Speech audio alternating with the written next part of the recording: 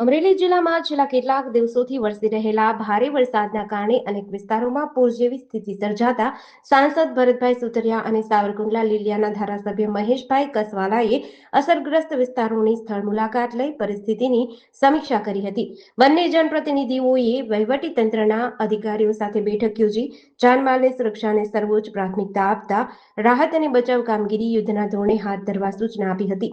નીચાણવાળા અને નદી કાંઠાના વિસ્તારોમાં જરૂરી હોય ત્યાં લોકોને સુરક્ષિત સ્થળે સ્થળાંતર કરાવવા તેમજ જરૂરી સુવિધાઓ ઉપલબ્ધ કરાવવા ભાર મૂક્યો હતો। વહીવટીતંત્ર, પોલીસ, ડિઝાસ્ટર મેનેજમેન્ટ અને સ્થાનિક તંત્ર સાથે સતત સંકલન જાળવી પરિસ્થિતિ પર નજર રાખવામાં આવી રહી છે। સાથે જ લોકોને જોખમી વિસ્તારોમાં ન જવા અને તંત્રની સૂચનાઓનું પાલન કરવાની અપીલ કરવામાં આવી છે। આજે જે નાવલીની અંદર પાણી આવ્યું, કાલે આવ્યું હતું, પરમ દિવસે પણ આવ્યું હતું। સતત 3 દિવસના વરસાદ પડી ગયો છે ત્યારે આજે હું રૂટમાં નીકળ્યો હતો ત્યારે કાંઈ નુકસાની થઈ છે એનું સર્વે કરવા માટે અને જાણવા માટે, કેમ કે સરકારમાં કાલે અમે જઈ રહ્યા છીએ રજૂઆત કરવા માટે।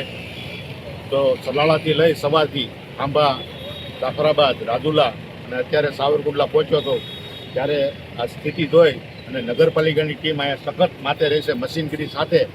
નગરપાલિકાની ટીમને પણ આભાર માનવો જોઈએ, કેમ કે આવા વરસાદની અંદર પણ એ સખત પાણીની અંદર હતા। કાલે ધારાસભ્ય અમારા હતા, અમારી ટીમ ભાજપની આખી ચૂંટાયેલી પાંખ તમામ હાજર હતા અને કોઈને મુસીબત ન પડવા દીધી।